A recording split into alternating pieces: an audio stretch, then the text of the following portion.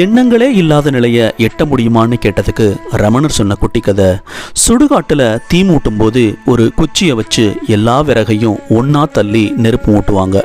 விறகெல்லாம் நல்லா எரிய ஆரம்பித்ததும் அந்த குச்சியையும் தூக்கி அதே நெருப்பில் போட்டுருவாங்க. இப்போது அந்த குச்சியும் எரிஞ்சு சாம்பலாயிடும். அதே மாதிரி மனசில் உண்டாகிற நான் யார் அப்படிங்கிற எண்ணமும் ஒரு குச்சி தான்.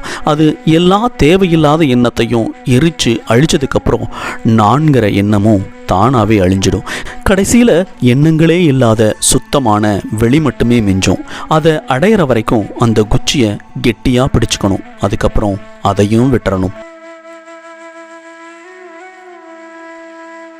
மனசு எப்போ தானாகவே அடங்கி நமக்கு அமைதி கிடைக்கும்னு கேட்டதுக்கு ரமணர் சொன்ன குட்டி கதை, ஒரு பசுமாட்டை அதுக்கு தெரியாத ஊரில் கொண்டு போய் விட்டுட்டா அது பயந்து அலைஞ்சிக்கிட்டே இருக்கும்.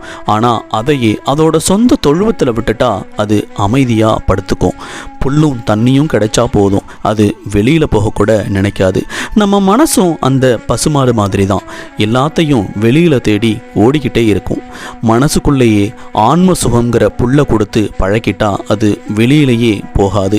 அந்த அமைதியே போதுமானதாக இருக்கும். அப்புறம் மனசு தானாகவே அடங்கி போய் நமக்கு நிம்மதி மட்டும்தான் நிலைக்கும். நாம் ஆன்மாவை விட்டு தள்ளி இல்லை அப்படிங்கிறத எப்படி தெரிஞ்சுக்கிறதுன்னு கேட்டதுக்கு ரமண சொன்ன குட்டி கதை, கடலில் எத்தனையோ அலைகள் வரும், குமிழிகள் வரும். இது எல்லாமே வேற வேற இல்லை. அந்த தண்ணி தான் அலைக்கும் ஆதாரம், குமிழிக்கும் ஆதாரம், கடலுக்கும் ஆதாரம். இங்கே குமிழி உடைஞ்சா அது மறுபடியும் கடலில் தான் சேருது. அதுக்குன்னு தனியாக ஒரு இடம் கிடையாது. அதே மாதிரி தான் மனசில் உண்டாகிற எண்ணங்கள் எல்லாம் நமக்குள்ளேருந்து தான் பிறக்குது. மனசு அடங்கும் போது அது வேற எங்கேயும் போகாது, ஆன்மாவில் தான் ஒடுங்குது. அதனால் நாம் வேற, மனசு வேற கிடையாது. இங்கே எண்ணங்கள் அடங்குனா அங்கே மிஞ்சுறது நாம மட்டும்தான். அதனால் குமிழி கடலை விட்டு தள்ளி இல்லை, நாமளும் நம்ம ஆன்மாவை விட்டு தள்ளி இல்லவே இல்லை.